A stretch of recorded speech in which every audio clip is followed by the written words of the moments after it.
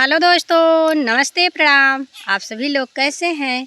आशा कर रही हूँ आप लोग अच्छे होंगे, स्वस्थ होंगे, मस्त होंगे और मेरी तरह आप लोग भी अपने अपने काम में व्यस्त होंगे। दोस्तों, आप सबको एक अवधी पारंपरिक गीत गा रही हूँ। अच्छा लगे तो लाइक, सब्सक्राइब और कमेंट बॉक्स में कमेंट करके ज़रूर बताना दोस्तों हमारी प्रस्तुति कैसी है।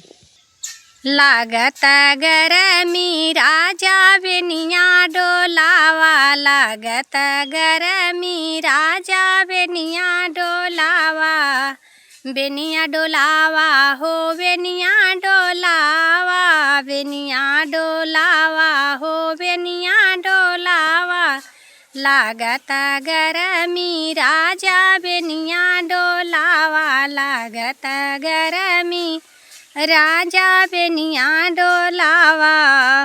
कैसे के बेनिया डोलाई बारी धनिया, कैसे के बेनिया डोलाई बारी धनिया, पड़तई बाद बाड़ी बेजोड़ई गरमिया। अरे बेनिया के हवा ना लागे मोरी धनिया, बढ़त गरमी राजा बेनिया डोलावा, पड़त गरमी राजा बेनिया डोलावा, पड़त गरमी राजा बेनिया डोलावा। अरे जेठ के महीनवा में होता तपनिया, पड़त गरमी राजा बेनिया डोलावा।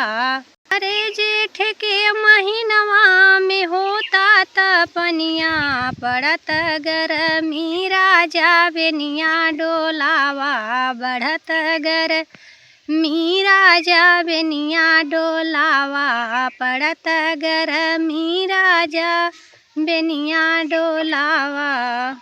आप सभी दर्शकों को हमारी गीत अच्छी लगे तो आप लोग लाइक, सब्सक्राइब और कमेंट बॉक्स में कमेंट करके ज़रूर बताना दोस्तों, और हमारे उत्तम उत्कर्ष चैनल को आगे से आगे बढ़ाना। और देखिए शाम का समय है, बना रही हूँ मैं यहीं पे वीडियो और आप सबके बीच गीत को प्रस्तुत की हूँ। अच्छा लगे तो आप लोग हमारे इस उत्तम उत्कर्ष चैनल को आगे से आगे बढ़ाएं और अपने इस गरीब बहन को भी सपोर्ट करें दोस्तों। तब तक के लिए जय माता दी।